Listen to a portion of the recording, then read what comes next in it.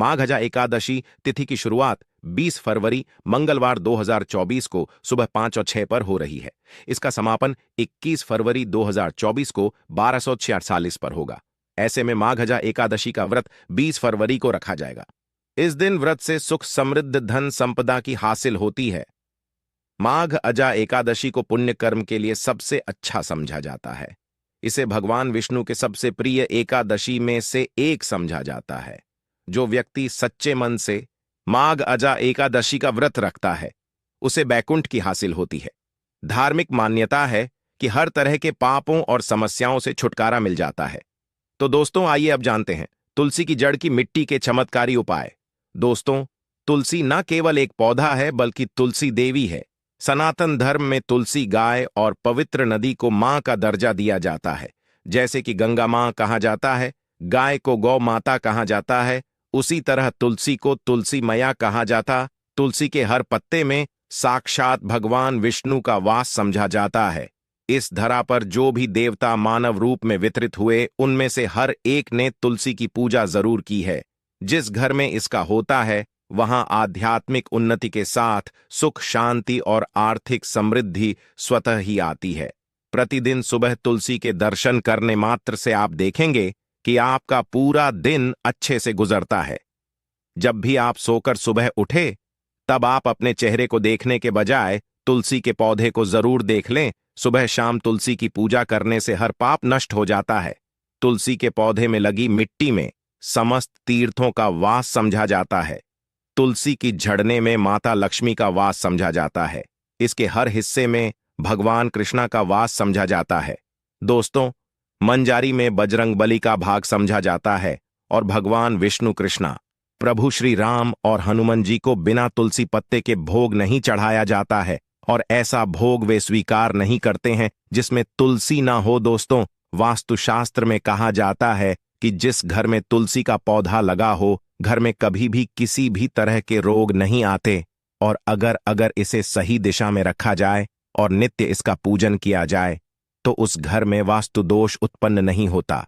और यह भी समझा जाता है कि घर में किसी भी तरह की बड़ी अनहोनी होने से पहले तुलसी का पौधा सोख लेता है, अर्थात तुलसी का पौधा उस बला को अपने पर लेता है और आपको माता की तरह सुरक्षा प्रदान करता है। खुद बलिदान देकर हम सभी की रक्षा है। इसीलिए हमें अपने घर में तुलसी का पौधा जरूर लगाना चाहिए। दोस्तों, तुलसी के पौधे हमें शुद्ध ऑक्सीजन देने के साथ साथ अनेक तरह के चमत्कारी लाभ भी प्रदान करता है, जिसके बारे में आज हम बताएंगे। दोस्तों, इस धरती के पौधे की वनस्पतियों से कई आध्यात्मिक बातें जुड़ी हुई हैं। इनको पूजनीय समझा गया है और इनमें देवी देवताओं का वास समझा गया है। दोस्तों, तुलसी के पौधे की पद्मा, पुराना ब्रह्म भारत पुराण, स्कंद पुराण, भविष्य पुराण और गरुड़ पुराण में तुलसी के पौधे की कई विशेषताएं बताई गई हैं। प्रचलित कथा के अनुसार समुद्र मंथन के समय जो अमृत धरती पर छलका उसी से तुलसी की उत्पत्ति हुई और ब्रह्मदेव ने उसे भगवान विष्णु को सौंपा दिया था। दोस्तों, तुलसी हर हिंदू के घर में आंगन में जरूर होती है। आप इसे रोज देखते होंगे, परंतु हम दावे के साथ कह सकते हैं कि तुलसी से मिलने वाले इन फायदों के बारे में आप शायद ही जानते होंगे। इसके ऐसे जबरदस्त कारगर उपाय हम आज के वीडियो बताने जा रहे हैं जो शायद ही किसी से आपने सुने होंगे, और तुलसी के उपाय को करने से 24 घंटे आपकी किस्मत बदल जाएगी। दोस्तों, आपकी हर समस्या का तोड़, हर मंत्र तंत्र की गांठ तुलसी के माध्यम से निकाल सकते हैं। फिर वह धन की कमी हो, नजर बांधा हो, शादी में आ रहे अड़चन हो, ग्रह दोष हो, कोई बीमारी हो, हर मर्ज की दवा है तुलसी। दोस्तों, समझा जाता है कि अगर कोई व्यक्ति लगातार 1 महीने तक बजरंगबली के पत्ते लड्डू के साथ साथ या फिर किसी मिष्ठान के साथ चढ़ा दें, उसकी कोई भी मनोकामना हो जरूर पूर्ण हो जाती है। तुलसी की मंजरी उतारने से चल रही समस्याएं तत्काल दूर हो जाती हैं। कई लोग कर्जे के बोझ से परेशान हो जाते हैं। कुछ लोगों के बच्चों की शादी होने में चाहती हैं तो तुलसी की मंजरी उतारने से उनके जीवन में चल रही सभी समस्याएं तुरंत ही दूर हो जाती हैं। जिस व्यक्ति के जीवन में समस्या है उसे ही मंजूरी उतारने के लिए बोले तुलसी के पौधे में अनेक चमत्कारी गुण पाए जाते हैं। इसकी जड़, थोड़ी सी मिट्टी, तुलसी के गिरे हुए सूखे पत्ते, थोड़ी सी मंजूरी, इन तीनों को नहाने के पानी में डालकर आप स्नान करते हैं तो आपके जीवन में लगे सारे दोष समाप्त हो जाते हैं। ऐसे दोष रहित व्यक्ति जीवन में आगे बढ़ते हैं।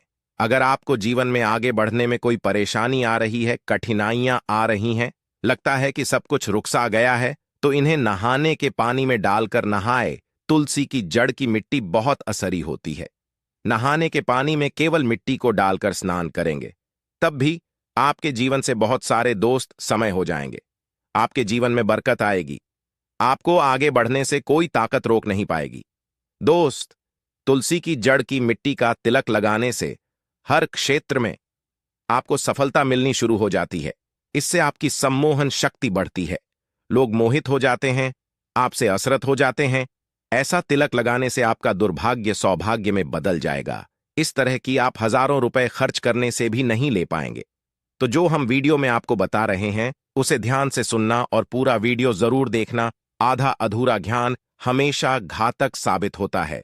आगे इसके और भी लाभ बताएंगे जो आपको लाखों करोड़ों का फायदा पहुंचा सकते हैं। दोस्तों, हर रोज तुलसी का पत्ता हमें खाना चाहिए।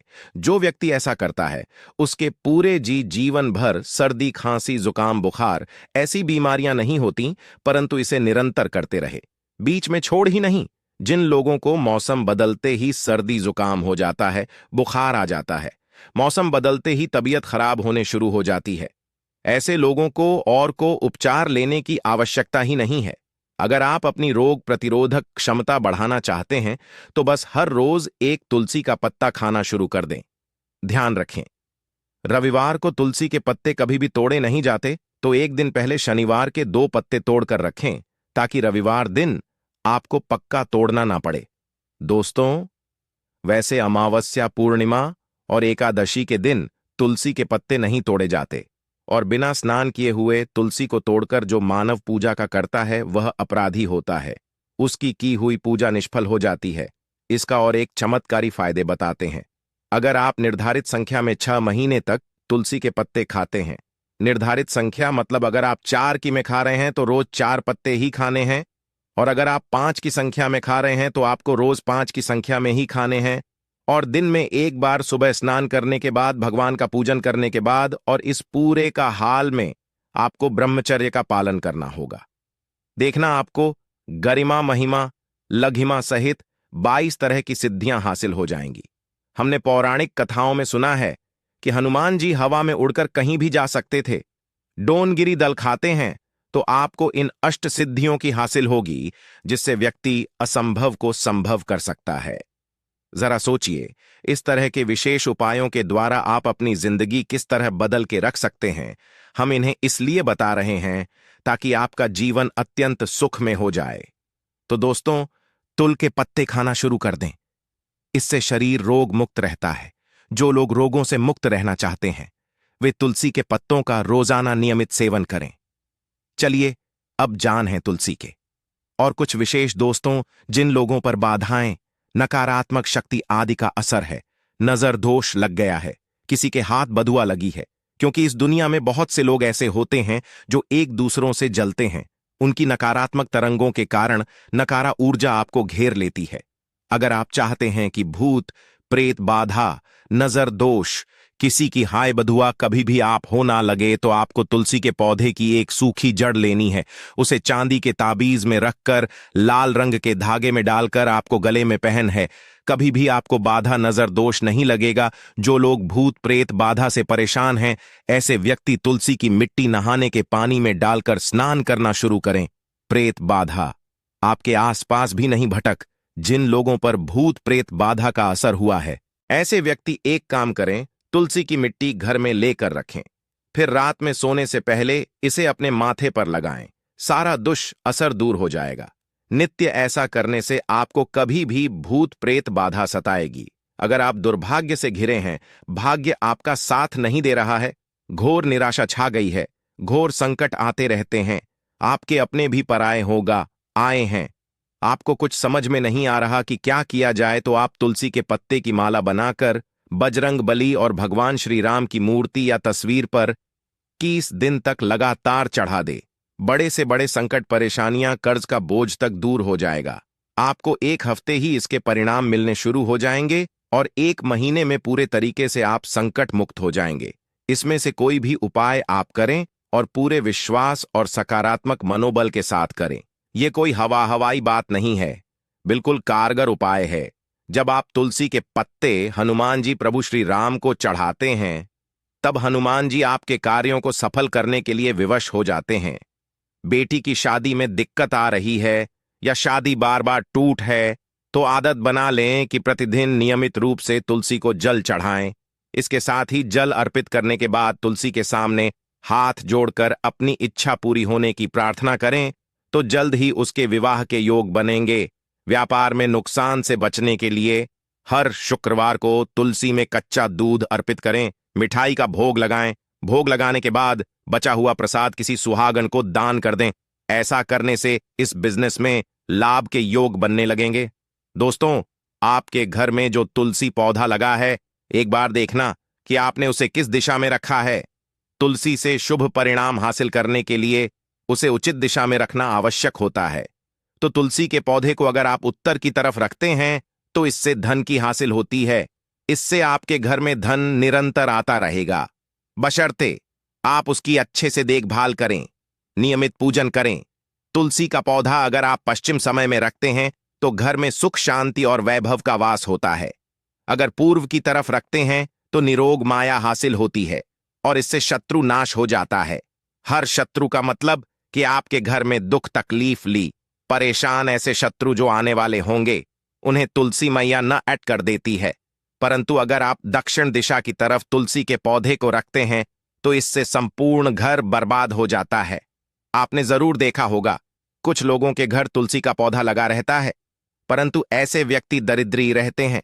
दरिद्री होने का एक कारण यह भी हो सकता है कि वह तुलसी के पौधों को दक्षिणी दिशा में रखा हो। ना तो तुलसी को रखने में दिशा का खास रूप से ध्यान जरूर रखना चाहिए। फिर देखना तुलसी के शुभ असर आप कहां से कहां पहुंचा देते हैं। आपको इस बात का भी ध्यान रखना होगा कि तुलसी के पौधे को पर्याप्त धूप लगे। जहां भी तुलसी का पौधा रखा जाता है, वहां के आसपास हमेशा सफाई होनी चाहिए दोस्तों। इसी के साथ तुलसी से जुड़े कुछ चमत्कारी उपाय, जिन्हें आप अपनी सुविधा के अनुसार जरूर करें।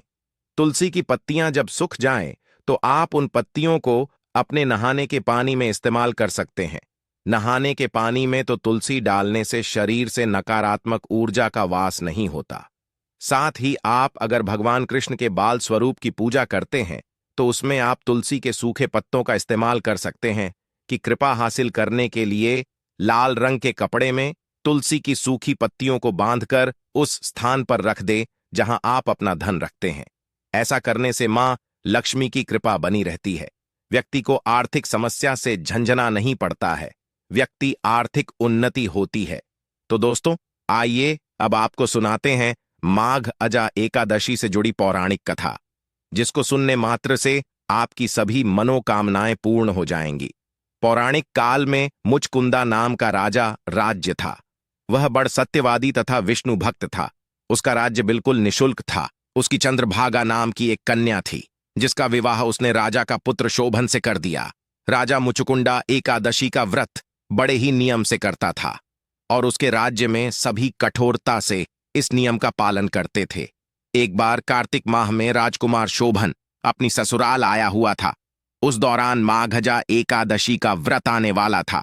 शोभन की पत्नी चंद्रभागा ने सोचा कि मेरे पति तो बड़े कमजोर हृदय के हैं, वे एकादशी का व्रत कैसे करेंगे, जबकि पिता के यहां तो सभी को व्रत करने की आज्ञा है।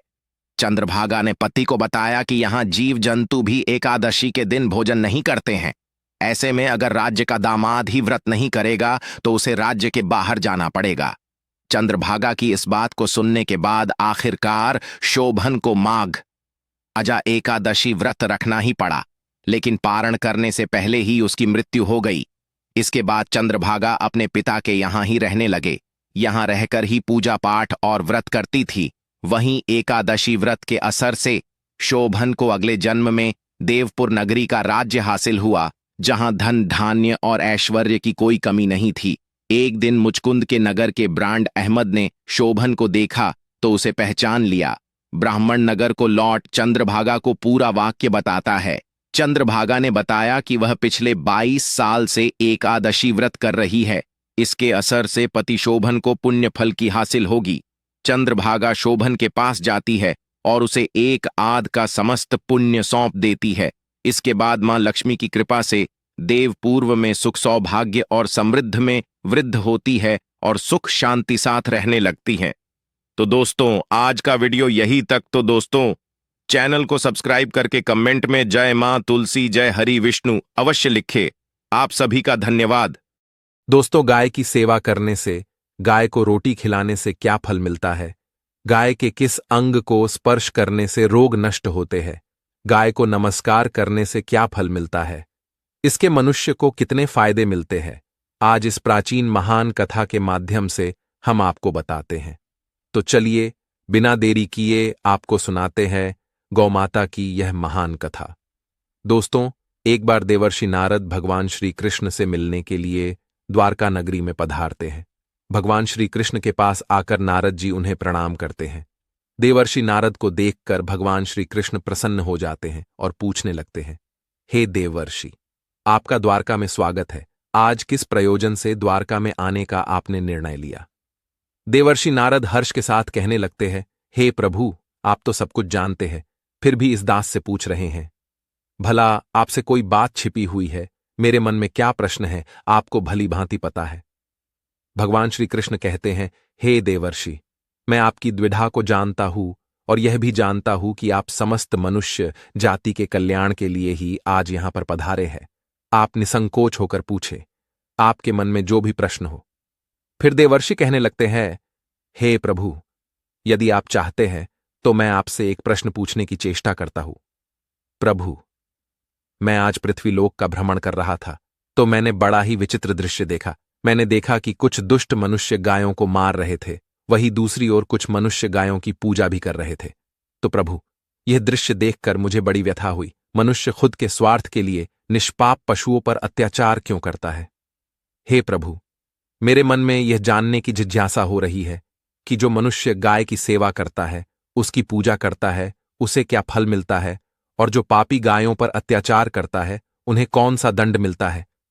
इस प्रकार से नारद जी द्वारा पूछे जाने पर भगवान श्री कृष्ण मुस्कुराते हुए कहने लगते हैं, हे देवर्षि, आपने बहुत ही उत्तम प्रश्न किया है। जो गायों को कष्ट देता है, उसे तो उसके पाप कर्मों के लिए नरक में दंड अवश्य मिलता है, किंतु जो गायों की सेवा करता है, उन्हें उत्तम लोकों की प्राप्ति होती है। गायों की सेवा करने से पृथ्वी लोक पर और परलोक में मनुष्य को कौन सा फल मिलता है, मैं आपको इस कथा के माध्यम से समझाता हूं। हे देवर्षि, आप इस कथा को ध्यान से पूरा जरूर सुने। इस कथा को जो भी मनुष्य सुनता है और इसका प्रचार करता है, उसके समस्त पाप नष्ट हो जाते हैं, उसे धन धान्य की प्राप्ति होती है और मृत्यु के बाद वह मेरे धाम गोलोक में जाता है। देवर्षि कहने लगते हैं, हे प्रभु, यह मेरे सौभाग्य है कि आपके मुख से मुझे यह कथा सुनने को मिल रही है। मैं इस कथा को ध्यान से पूरा सुनूंगा और इसका प्रचार मनुष्यों में करूंगा। भगवान श्री कृष्ण कहते हैं, हे देवर्षि, प्राचीन काल की बात है। पृथ्वीलोक पर वैवस्वत मनु के वंश में एक दिलीप नाम के राजा हो गए हैं। महाराज दिलीप धर्म का पालन करने वाले, गुणवान, चरित्रवान तथा महापराक्रमी थे। उन्होंने धर्मपूर्वक पृथ्वी का पालन किया और अपनी प्रजा को सदैव ही प्रसन्न रखा। उनकी प्रजा सदैव उनसे संतुष्ट रहती थी। मगध देश की राजकुमारी सुदक्षिणा महाराज दिलीप की पत्नी थी। महाराज दिलीप और महारानी सुदक्षिणा बड़ी ही प्रसन्नता से रहने लगे थे, किंतु अनेक वर्ष बीत जाने के बाद भी महारानी के गर्भ से कोई संतान नहीं हुई। तब महाराज दिलीप एकांत में बैठकर सोचने लगे कि मैंने कभी कोई पाप नहीं किया है और मैंने सदैव ही धर्म के मार्ग पर चलकर ही सभी कार्य किए हैं, फिर भी मेरे किस दोष के कारण मुझे संतान प्राप्ति नहीं हो रही है। इतना सोचकर वे बहुत चिंतित हो गए। फिर उनके मन में एक विचार आया कि इस समस्या का समाधान केवल गुरु वशिष्ठ जी ही कर सकते हैं। वे ही मुझे मेरे दोष के बारे में बताएंगे और पुत्र प्राप्ति के लिए कोई उपाय बताएंगे। इतना सोचकर महाराज दिलीप अपनी पत्नी के साथ गुरु वशिष्ठ जी के आश्रम पर पहुंच गए। आश्रम पर वशिष्ठ जी नित्य कर्म, ध्यान आदि कार्य समाप्त करके अपनी पत्नी अरुंधति के साथ बैठे हुए थे। उसी समय महाराज दिलीप रानी के साथ उनके पास जाते हैं और उनका दर्शन करते हैं। वशिष्ठ जी ने महाराज दिलीप का स्वागत किया और उनकी पत्नी अरुंधति ने महारानी का स्वागत किया और उनका कुशल मंगल पूछते हुए उन्हें आशीर्वाद दिया। वशिष्ठ जी महाराज दिलीप से कहने लगे, हे राजन, सब कुशल मंगल तो है ना? आप और महारानी का आज अचानक वन में मेरी कुटियाओं में पधारने का क्या प्रयोजन है? किस कारण से एक महान सम्राट को अपना राजपाट छोड़कर इस वन में आना पड़ा? इक्ष्वाकु कुल के सभी राजा महाराज पुत्र उत्पन्न करके उन्हें अपना राज्य सौंपकर तपस्या करने के लिए वन में आते हैं, किंतु आप अभी भी जवान हैं। आपने अभी अभी राज्य का कार्यभार संभाला है। आपने अभी तक पुत्र भी उत्पन्न नहीं किया है, फिर आप ऐसे अपना राजपाट छोड़कर वन में क्यों चले आ गए? ये आप जैसे महान सम्राट को शोभा नहीं देता है। फिर महाराज दिलीप कहते हैं, हे महर्षि, मैं आपके यहां पर तपस्या करने के लिए नहीं आया हूं। गुरुदेव, मैं आपके पास सहायता मांगने के उद्देश्य से आया हूं। कृपया आप मेरी सहायता कीजिए, मैं बहुत दुख में हूं। फिर महर्षि अगस्त्य कहते हैं, हे राजन, आपके जैसे महान सम्राट को भला किस बात की सहायता चाहिए? आप तो स्वयं सभी की रक्षा एवं सहायता करने में सक्षम हैं। महाराज दिलीप कहते हैं, हे गुरुदेव, मैं आपके पास यह जानने के लिए आया हूं कि किस दोष के कारण मुझे अभी तक पुत्र की प्राप्ति नहीं हुई है। कृपया आप अपनी दिव्य शक्ति से जानकर मुझे मेरा दोष बताइए और उस दोष के निवारण के लिए उपाय भी अवश्य बताइए। पुत्र के बिना मेरा जीवन व्यर्थ हो जाएगा, मुझे मुक्ति नहीं मिलेगी। तब महर्षि अगस्त्य कहते हैं, हे राजन, ये तो आश्चर्य की बात है, मैं अवश्य आपकी सहायता करूंगा। फिर महर्षि अगस्त्य अपनी दिव्य दृष्टि से महाराज के भूतकाल को देखने लगते हैं, तो उन्हें राजा की एक भूल के बारे में पता चलता है। महर्षि अगस्त्य महाराज से कहते हैं, हे राजन, आपसे एक बड़ी भूल हुई है जिसका आपको ज्ञान नहीं है। जब आप इंद्रलोक में देवराज से मिलकर लौट रहे थे, तभी मार्ग में एक कल्प वृक्ष के नीचे खड़ी गाय और उसके बछड़े को आपने दुर्लक्ष्य कर दिया था।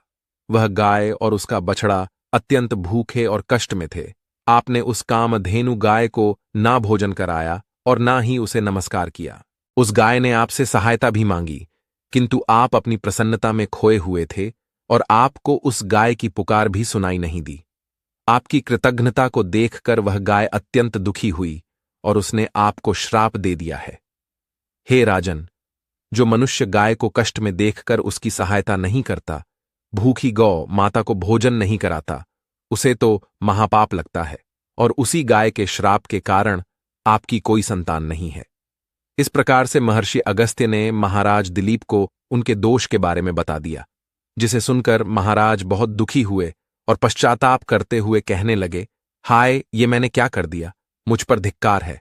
मेरी ही मूर्खता के कारण एक गाय को और उसके कोमल बछड़े को इतना दुख सहन करना पड़ा। मुझे तो अब राजा बने रहने का भी अधिकार नहीं है।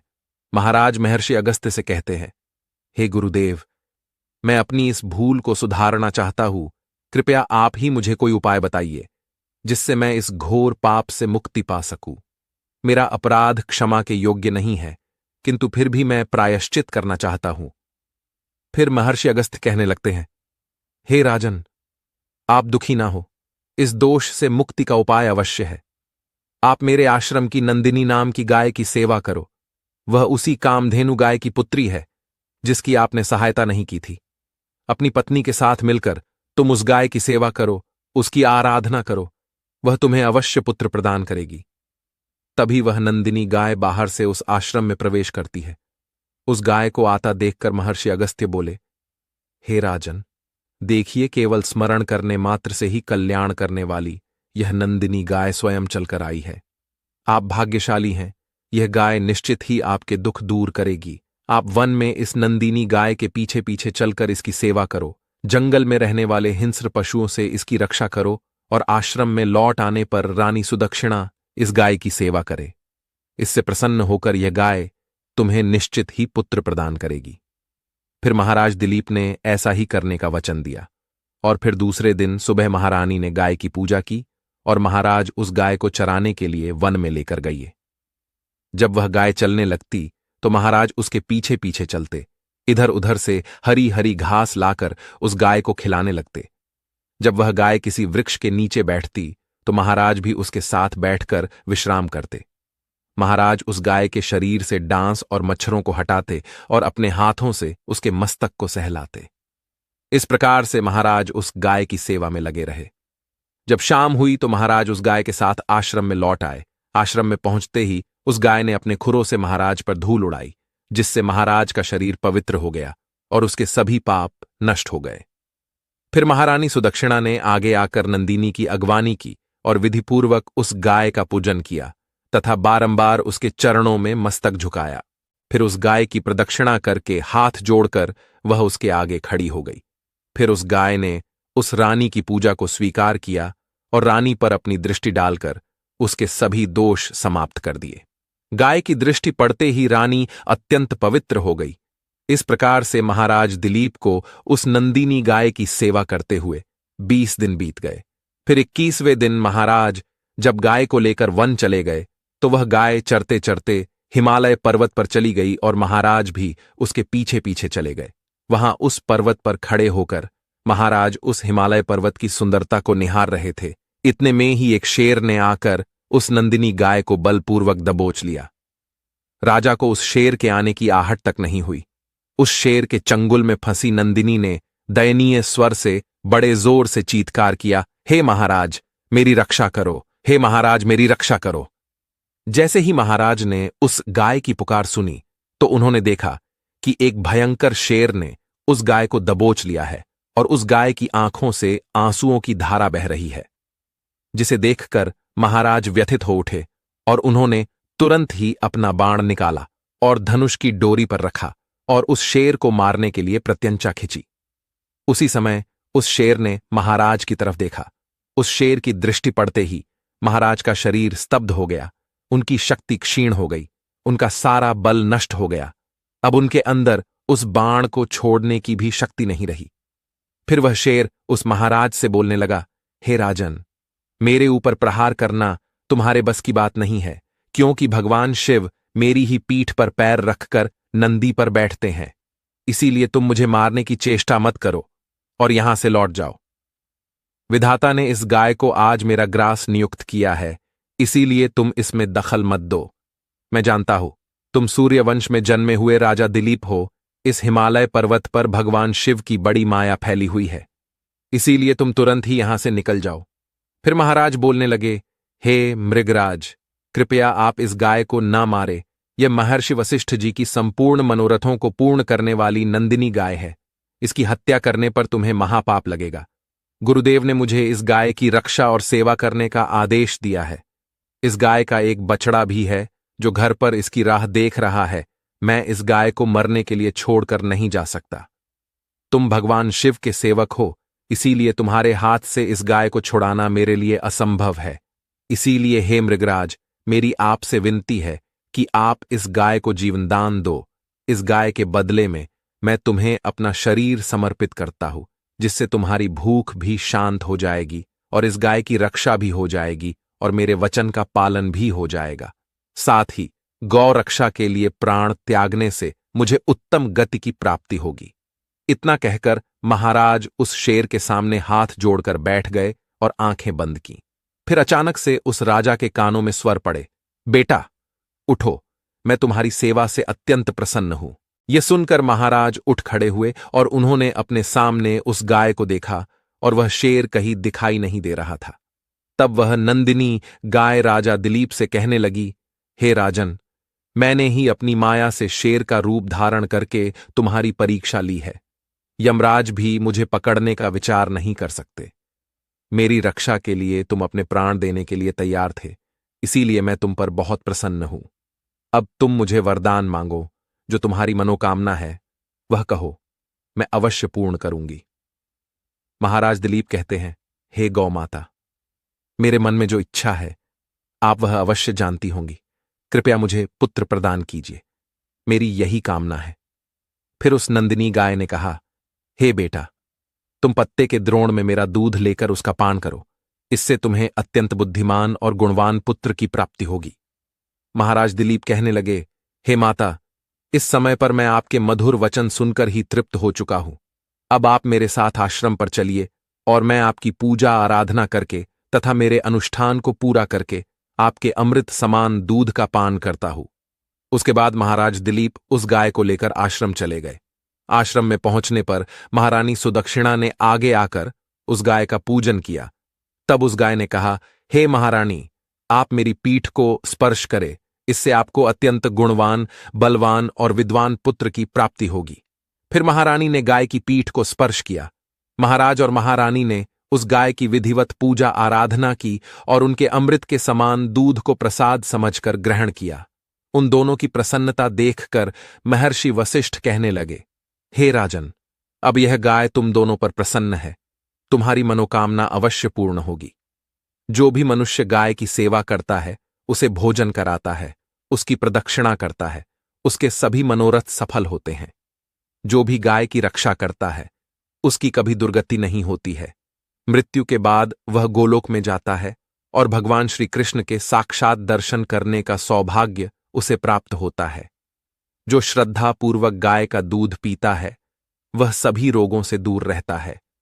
जो गाय की पीठ पर जो कुबड़ होता है, उसे स्पर्श कर लेता है, उसके सभी दोष और पाप नष्ट हो जाते हैं। जो गाय का दान करता है, वह वैतरणी नदी को गाय की पूंछ पकड़कर पार कर लेता है। जो स्त्री रोज गाय को रोटी खिलाती है, वह सौभाग्यशाली बन जाती है। गाय समस्त पापों का नाश करने वाली और सभी मनोरथों को पूर्ण करने वाली है। अतः सदैव इसका रक्षण, पूजन तथा इसे भोजन कराना चाहिए। इतना करने से ही मनुष्य सभी ऐश्वर्यों को प्राप्त कर लेता है, उसकी दरिद्रता समाप्त हो जाती है। फिर भगवान श्री कृष्ण कहते हैं, हे देवर्षि, इस प्रकार से महाराज दिलीप द्वारा गाय की सेवा करने से उन्हें एक पुत्र की प्राप्ति हुई, जिसका नाम रघु रखा गया, जिसके नाम से इस पृथ्वी पर सूर्यवंश की ख्याति हुई और बाद में उसका वंश रघुवंश नाम से प्रसिद्ध हुआ। तो दोस्तों, आप भी नित्य गाय की सेवा करें, रोज गाय को रोटी खिलाए, गाय की रक्षा करें। आपको यह कथा कैसी लगी कमेंट करके जरूर बताएं। जानकारी अच्छी लगी तो वीडियो को लाइक करें, कमेंट में जय श्री कृष्ण और जय गौ माता जरूर लिखें। साथ ही चैनल को सब्सक्राइब करें। आप सभी का धन्यवाद।